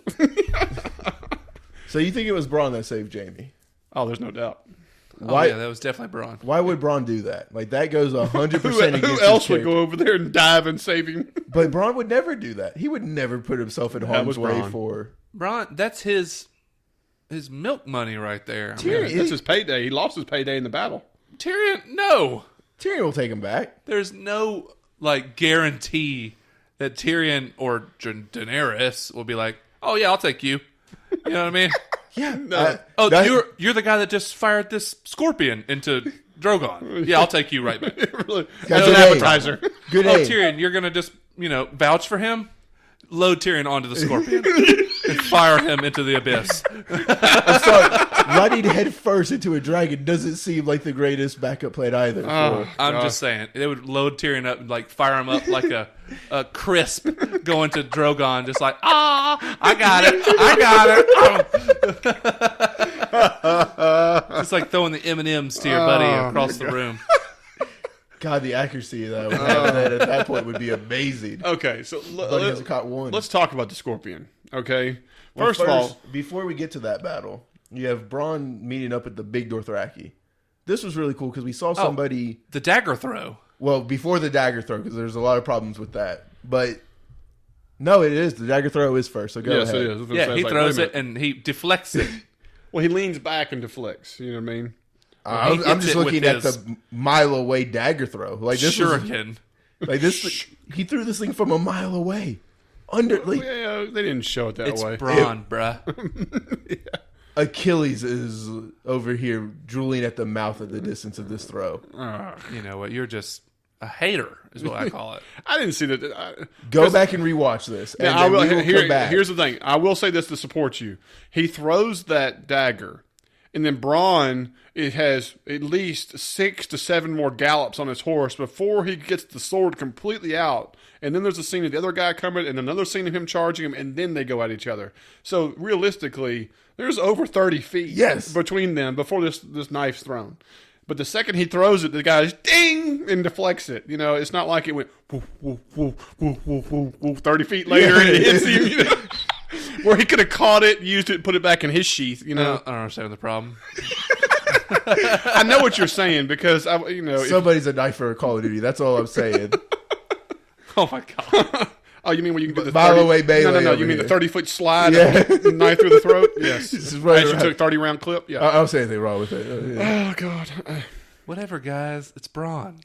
All right. So yeah, I love that this guy leaned down and cut the leg off the horse. And I thought that was such a good somebody alternative to them just going at each other. And they just turn that horse right into glue. Oh yeah. Just Elmer's, here we go. Podcast sponsored by PETA. There it is. But for somebody to out cheap move Bronn, it's really a great thing to see. Oh, and it throws his money, over the side, and he has to make a decision: money get my gold, or go get the scorpion and harpoon this bastard to the wall. He's just lucky there was something to backdrop him. Onto. Yeah. Well, how about the mysterious wagon perfectly coming in and knocking off the path for the Dothraki guy to have to stop, get off, go around, to give him enough time to drop the scorpion, load it, and everything else. Well, how about this wagon still being around with everything else around it being on fire? Yeah, I was expecting this like to be like Bruce Willis in The Jackal. Yeah. It's just badass, unfolding, raised wagon. It's just it's like a transformer. Yeah, and then just falls out. We need the assembly. Boom, boom. Yeah, Prime. Oh man, I love this shit. Qyburn is a motherfucker. He's way ahead of his time. Oh, I'll tell you yes. that. Like if he had created Bran's wheelchair, there's going to be like mini scorpions coming out every time he rolls the tires. Yeah. Qyburn's like Dr. Manhattan. He's just like, whatever. You just come up with it. He's Nikola Tesla. He's like, yeah, I can do that. Thomas Edison, he just steals it. Let's be real. All right, so let's talk about the scorpion. Were y'all surprised the scorpion was with them? Some people were like, why was the scorpion with Jaime? I mean, that's a good point. I mean, realistically, why was that weapon with them? Now, could you foresee that they were going to be attacked when they were going to Highgarden? You know what I'm saying? I mean, part of me was like, why do they even have that on the train? Why would you risk it? Which part of you? Who cares? You know what I mean? Enjoy it, man. But here's the other thing. Are we to assume that that is the one we saw, or is this one of many? I think one of many. I'm sure one of many. Okay. I mean, you got to assume that they're like just pumping these bastards out at King's Landing, right? Yeah. Like, I mean, this is the only thing that their blacksmiths are making. Yeah, blacksmiths are getting chained to a wall. Yeah. You will only make produce these. 3 per day, or you die. Yes. Or the mountain rapes you on a bench. The floggings are going around in the King's Landing right now. Shame. Okay, so that's plausible. I'll give you that. So, did you see the spears in this thing? Yeah, they're like the black barbed arrows from The Hobbit. Yeah, they're pretty sweet. Yeah, like an orc arrow. Yeah, I mean, it looks like the exact arrows that they used in their scorpion. Yeah, pretty much. But it could be like the arrows from the literal, the first movie. Oh, the God. big fucking baseball bat arrows. Oh, 45 caliber. Take it with the chest. Yeah. Boromir. Oh. Sean Bean's other death performance. Yeah, Sean Bean took 17 in the chest and was able to Hey, he has a very special skill. It's called dying. Yeah, really. Dies and everything. Okay, so he loads it, shoots it, and it misses, and goes right over Dany. Do y'all think that this was kind of like cocky that she turned right back around and decided to go right back at the thing that shot at her? I think it goes back to she's a terrible battle commander and doesn't understand that you don't fly at the one thing that they think can hurt your... Maybe. Or we saw once where they like fired as many arrows as they could at her, and she just like, I'll show you my belly. Just deflected ding, it ding, off ding. like Homer Simpson. Yeah. You know what I mean? Like, I don't think she feels that there's anything down there that can actually Hurt. Well, I mean, clearly, but I still don't think that you should fly straight towards it. Like, I understand that she doesn't know what it can do. Yeah. But, like, it just seems like a bad play. I don't know. Zigzag, don't be like Rickon. Like, make it a little difficult. You can do barrel rolls or something. Like, oh yeah, barrel roll. I'm on your back, Drogon. she's holding spikes. Like, Oh, that's great grip. you tell me you wouldn't enjoy seeing a barrel roll. I'm not saying I wouldn't. Oh no! The only thing I enjoyed was every occasionally you get the rear view of them like that, and I just get this visual of Neverending Story over and over again. Them making the swoop down and the white dog. Which immediately brings me of Bobby Possum Cod's methamphetamine. Sometimes it makes you feel like this. Hey guys, if you've never seen Bobby Possum Cods on YouTube, just look up the one that says methamphetamines. And I promise you, do not have a drink in your mouth. Do have somewhere to sit. You're going to die. It's just that hilarious. Maybe not safe for work. Yeah. Not cubicle ready. Yeah. Make sure this is private. Yes. Anyway, so yes, Neverending Story was constantly going through my mind. The only thing missing was like the giant rock guy down there with him. But anyway, Atreyu. So all right, so Bronn, he loads up another spear. The whole time I'm like, golly, is there Pycelle? Did not Pycelle? What's the guys that created it? Qyburn. Qyburn. did he poison these things? I'm like, is he going to get hit with a poisoned arrow? And I was kind of like, I mean, you really think about it, you don't have to kill with it, but if you hit it. Like now I feel like we're just missing a completely missed element with what you're saying there. I'm thinking not, though. I don't think so either. When I saw him loaded it just looked like an iron bolt. You know what I mean? Like really I didn't cool see looking. any shine or anything. No, exactly. I mean, it'd be one thing if you dipped it in something. You'd be like, no, But when he got hit and all the spiraling out of control and stuff like that, and this may be just some weird thing that I'm into or whatever like that, but a dragon down and he's using his like wings, the wing walk is so cool looking. Oh, like if you've seen Reign of Fire, at the end when it's like crawling around, yes, and stuff like that, it's just so badass looking when the wings are spread like bats. You know what I'm talking about? As it's walking around, it looks like a walking fortress. Yeah, I was just like, I'm glad he got hit because this looks awesome. Well, the crazy thing is that he didn't go down all the way. He regained his flying ability. Oh, and lit it up. And lit up. Bronn dives to his safety, even though everything around it is just obliterated. Yeah. You know what I mean? He gets a little bit of ash on him. Yeah. It's like his feet just go turn to ash. And just float off and it just comes down on nubs. Yeah. No! Yeah. Oh, I mean, like you said, he does sit down and gets that cool look and then he uses that tail to take out another wagon. To finish and that I was wagon. like, man, that was sweet. It's just like pissy. Just like mother. Oh, yeah, I love it. I just, for some reason, when they get down on the ground like that, just some reason they look so badass to me.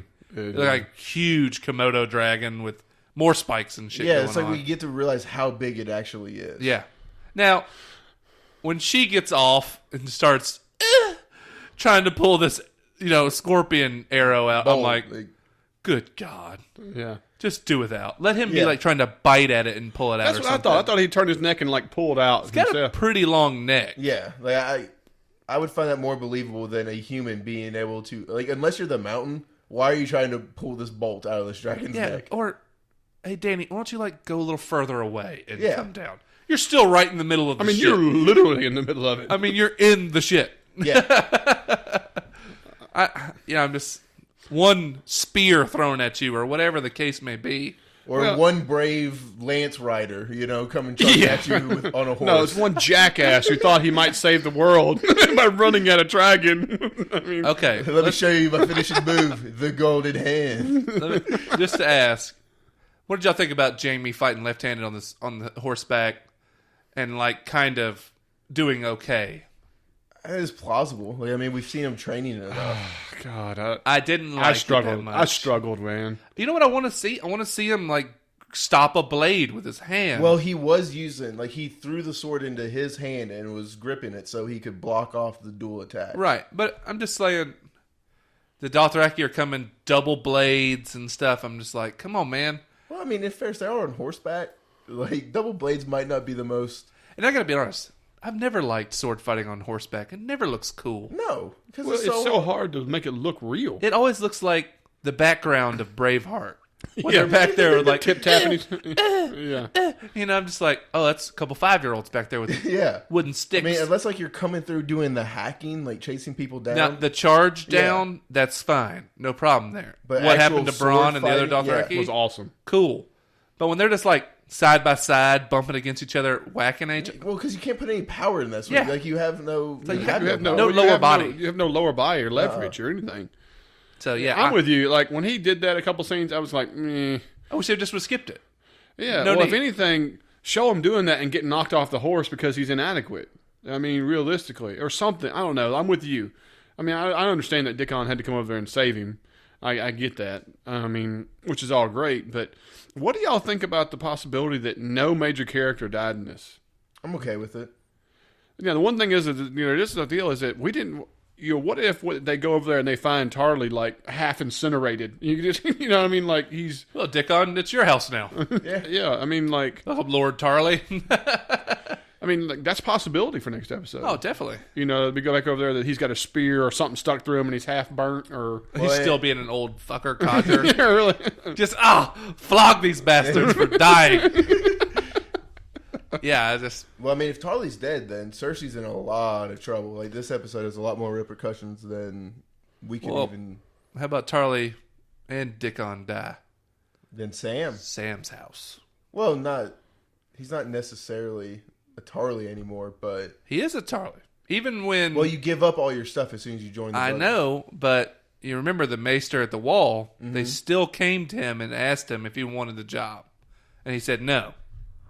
You remember that? It is possible, but I mean, that was a very extraneous circumstance. I feel like that's more of the exception than the rule. Well, the thing was just all his brothers died. Well, and they left him. And they didn't want Egg to be king because he was so young. Right. And so, like, you have a fairly old maester who has been trained for this, or a 13-year-old kid who's been wandering night. Yeah. I don't know. So, like, I mean, that was that's more exception than rule. Could be Sam's joint. That's all I'm saying. Not really. Because then he's got to get pardoned by Daenerys, which is still John will possible. make that fly all day. I mean, absolutely. Anyway, it's a possibility. All right. So, of course, we talked about it a second ago. You know, Jaime decides to pick a spear up. Is charged at Dany.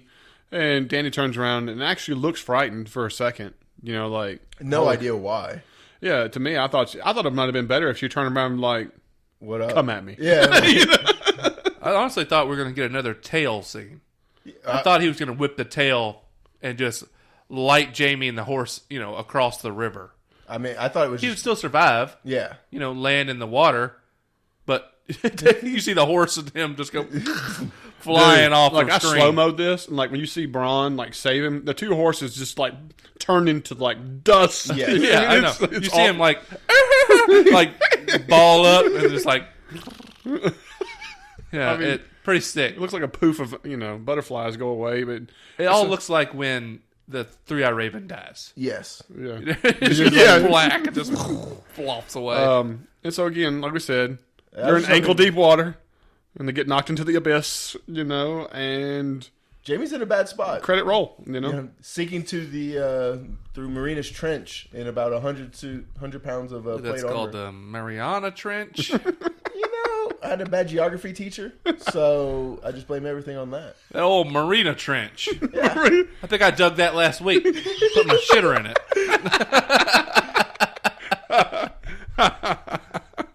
I hope I'm wrong, too. So I guess both you jackasses are wrong. It's a deep effing trench is what it was. Okay, so... James Cameron's down there. Jamie! Yeah, I'm shot of filming a movie. Yeah, really. Hold this. Yes. All right, so predictions. Is Jaime toast? No. Thank you. No chance. All right, we can just say that Bronn swims down there and saves him again, Definitely. I think he just hits rock bottom like 2 feet down, and we're all just like... We realize this was all, just a bad nightmare, and he stands up and he's out of the water. Doesn't even stand up, like he just leads, like he's still sitting down and everything. How bad would that fuck you up, though? If all of a sudden he just goes, oh, it was all a dream. That'll never happen. You'd be like, I thought, the hell with Game of Thrones. I don't even watch it. I'm done. DB watch. I'm done with me. We're actually in purgatory. He just goes down. It's an air pocket under there. He's walking around the caves just like, oh. There's some spirals on the wall. What if it's worse? What if it's just like Brand, like coming out of the tree? No, I'm telling you, he'll go down there. Bronn, who we know doesn't wear plate, can still swim, pick his ass up, whatever, drag him ashore. And probably drag him ashore, and there won't be anybody else around somehow. You know what I'm saying? Not possible. But that's how they're going to play it, I bet. Because Bronn and Jaime have to be separated from the group. Somehow that has to be done. That or he pulls them out and you see everybody, like all the Dothraki and everything, are leaving the field in a direction not where they are. I would think that they're gonna wake up and you're gonna see all the surviving Lannisters being led somewhere. You know what I'm saying? To me, when you see, we didn't discuss it. When you see Tyrion on the hill, and the Dothraki's like, "It's a good thing your boys don't know how to fight," and you're just watching they're watching around and slaughter everyone. I don't think there is a Lannister left unless it's part of the Inside army the that castle, wasn't yeah. seen. Oh no, there's definitely Lannisters alive. I don't know, man. I don't know. I think it was a Dothraki clean don't- sweep. Did y'all not watch the preview for next episode? No, I never watch previews. Well, no, I mean, there was more to the army that weren't there. I don't think there's anybody who's alive in the proximity of, what do you call it, Jaime and Bronn. I think that battlefield, everybody's annihilated. Everybody else that was alive is the ones that ran towards King's Landing. Maybe. No, I don't know. I'm just saying there's some Lannister soldiers alive that we see in the preview. I'm not spoiling anything. Okay, well, I mean, I'll go with that. I'm just saying that I think when Jaime and Bronn come out of the water, you'll either see the remnants of battle, which won't be really plausible, or you'll see them leaving the battlefield, and that's the reason they're not taken. Do we see them being taken by Dany? Well, see, I don't know because Tyrion's going to want to know the fate of his brother, I would assume. Yeah. And he obviously saw what happened to him. Oh, Yes. yeah. He's over there cussing. You stupid MF. Flee, you idiot. Yeah. An idiot. Yeah, so I don't know. I don't know how that's going to play out. I have I'm the gonna be honest with slightest amount of book knowledge that could totally not be anything at all involved with this. So I'm trying not to say anything. I don't think it would have any effect, but I don't even have any effect at this point. spoiler Spit it alert for like 5 seconds. 5, 4, 3, 2, 1. In the books, out. Yeah. Jaime is separated from his group. Mm-hmm. He's with the Lannister army. They're not attacked in a big battle like this, but he is separated. Are you talking about the siege that he goes on, or After the siege is over. okay? Okay. After the siege is over, another major character comes and talks to him and takes him away. Okay? And then, we don't know what happens to Jaime after that. Well, to me, if you said look at it that way, the only thing that saves Jaime's life is that Tyrion comes down there and saves it. Because I'm gonna be honest with you, you pull him out of that water, Dany is still there. The dragon, I just don't see that they just hop right back on the dragon, and within 30 seconds to a minute, they're nobody's still at the battlefield finishing and mopping it up. I agree with you. But I have a feeling they're going to separate him. I don't see Jaime being kidnapped again. I'm with you. It wouldn't I'm make with you. sense. Then we would just be wasting him. Yeah, I Oh, feel like what about the opportunity that Tyrion talks to him and says, "Go back and tell them that everyone will be killed if you don't do something about this." And so this is where what is it called, the Valcor or whatever, like the little brother, Valonqar. Valonqar, whatever. This is where that begins. He has to make the decision of you can keep fighting the way you are for Cersei and what's going on, and you can end up like a barbecue like everybody else out here. Well, we at least know that Jaime and Cersei have a very important conversation to have. That Cersei tried to kill Tyrion Yes. for killing Joffrey, and that was not the case. Correct. So there is some new animosity there. Correct. All right, but I don't know that what'll happen. I don't have a clue. I mean, you're going to let Jaime walk away, or are you going to send Bronn?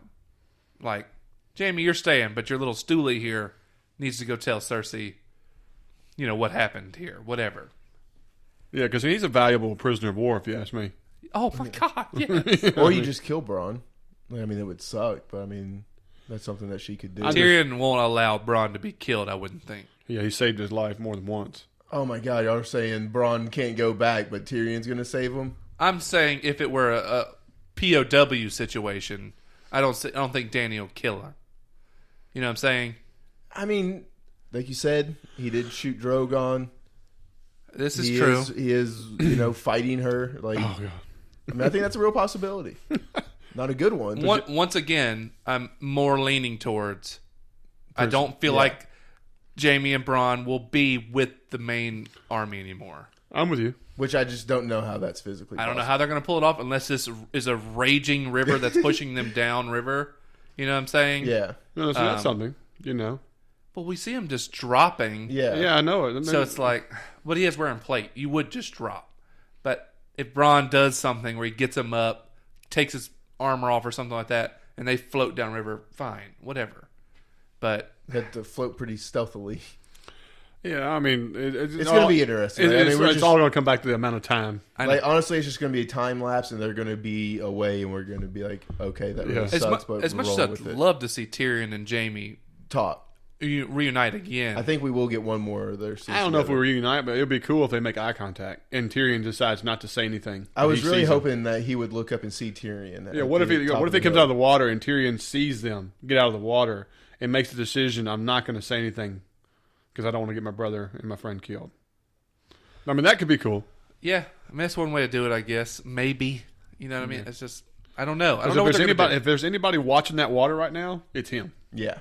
Yeah, absolutely. Yeah, come on out of there, you bastard. Or were you incinerated? You know, it would have been cool if they had shown the scene again, and from his point of view, and it looks like Jaime got barbecued. That'd be pretty cool. You mean, think about it. Yeah. You could watch Tyrion and be like, but then I just watched a dragon literally obliterate my brother. But then we wouldn't be able to see Bronn just magically appear beside Jaime. Yeah, I think he would see Bronn save him as well. Right. Or somebody. Yeah. Some black-clad blur knock his blonde blur off the horse before the flames light it up. Eat 2 white blurs. And So, but I think that's pretty much the episode. Yeah, that's pretty much it. It was, man. It was. Like I said before, I think it's a top 5. It's not my ultimate. Now, I think it's one of the best battle scenes of the entire series, but it's still, I don't know. Battle of the Bastards still is one of the It's up there. Battle of the Bastards are hard home. I mean, one of them, too. And the original Attack on the Wall. But here's the thing. You know what Battle of Bastards was so good for me is that we've never seen anything like that before. And then we watched this one, and a lot of it mimicked the Battle of the Bastards. The only big difference was Drogon. It's a pretty big difference. And it is a big difference, but every bit of the Battle of the Bastards was something completely new, completely different, never seen on film, never that level of detail. I don't know, like a lot of me, that right there was the game changer because it was first. This did take some of it, but a lot of stuff that the Dothraki did was just so unique and such a different style that it was really exciting to me. I mean, I'm not gonna discount it. I think they're both amazing and epic for their own reasons. You know, I'm just happy. I mean, it's a fantastic episode, and it was one of the best battles that I think we're ever going to see on this show. Oh, absolutely. I just wonder if we're going to be able to do anything close to it for the next 2 or 3 episodes, is what I'm concerned about. I don't think they have to go that extreme. We have to see Eastwatch by the Sea. Eastwatch and the White Walkers. So I think that will be a major... I think those happens episode 6 and 7 just because that's when the length really cranks back up. Because this one was only like... It was 51 minutes. Yeah, if that. It was short. Well, they packed a lot in 51 minutes. So. Yeah. So what's predictions for next episode? I mean, of course, the preview shows Dany's kind of turning dark, bend the knee or die, which is not really turning dark. She's saying, we're not here to burn people to ash. You can turn sides and, you're fine. It's just like anybody would. Yeah. Well, I know that, but like when you see Tyrion's reaction, it makes you think that he's concerned that she's turning into what he doesn't want her to. Like his expressions look like he has second thoughts. Yeah, but we don't know what his expressions are faced towards. You know what I'm saying? If he's looking at Jaime in this sequence, you know what I mean? Could just be some tricky camera work and everything for a promo. We'll see. All right. Are we going to go save the Unsullied anytime soon? Or are we done with Grey Worm for the season? No, I mean, he's got a free march down now. Yeah, Unsullied are clear to move now. Yeah, like the Unsullied couldn't move down and they didn't have the boats to get back, but now they can just march down freely because Dany has opened up the roadways again. Okay. Right. So they can move. I'm not sure they'll be coming home. Yeah, they might be marching down to King's Landing. Yeah, they might be starting the siege now. Yeah. At some point. Okay. Well, I mean, not much need of a siege if, we've blown all the food. We've got 3 episodes left. What are the key things that have to happen in these 3 episodes? I don't even want to try to guess with how fast they're moving, to be honest with you. I think we've got to have the unveiling at Winterfell. Bran has got to have the unveiling. We've got to come up with the whole Jon parent thing. Has got to come out this season. That might literally be the last scene of this season. Okay. White Walker Eastwatch battle. I believe Littlefinger will die by the end of the season. Yes. Okay. Or whatever is going to happen to Littlefinger will happen. I think his season is over, or his time on the show is over before the season's over. But I do want to see him and Varys meet one more time. Yes. So it's like, how can that... Will Varys go back to Winterfell with Jon? Maybe. Something like that. Okay. If I'm Varys, I don't leave. No. I don't leave Dany. council. No. Does Varys know that Littlefinger helped Jon and is at Winterfell, I wonder? God, you would hope so. I mean, you would hope so, but with as much missed gap information that a lot of these characters are having right now, it would be surprising. Here's my other thing, guys, and I didn't mention this in the main part of this, is that how did Dany and the Dothraki know to go and attack Jaime and them on the roadway? Because they know they attacked Highgarden. Okay. Yeah. So Varys had that information, but we just didn't say that on screen. Well, we knew that they lost the Tyrells. I mean, we assumed... Because she made the comment, I've lost 2 of my major allies, and my Unsullied are...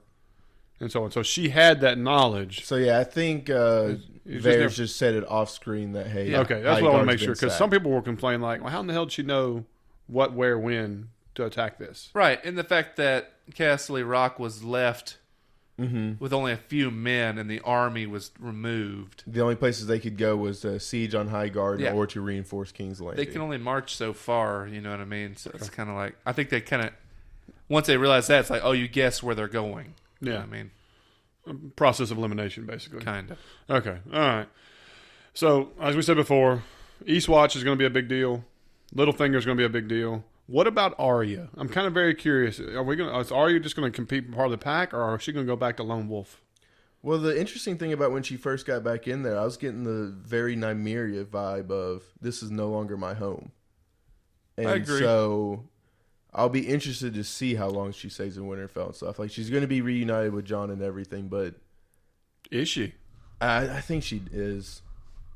Like, it would be a shame if those two didn't get back together. Well, considering she changed course to go see Jon, you would hope that's probably what's going to happen. So, well, that's my thing. I don't think we see it for 2 more episodes. Final episode. I don't think Jon gets back to Winterfell. Until if that's what you mean, episode. that means are we not going to get the Hound at Winterfell, or was the Hound going to bypass Winterfell and go to Yeah, the I think Wall, the Hound's just or gonna Eastwatch by bypass. sea, or I don't know what the Hound's going to do. because I mean, are we to agree that he's en route? He's We en would route hope north. so.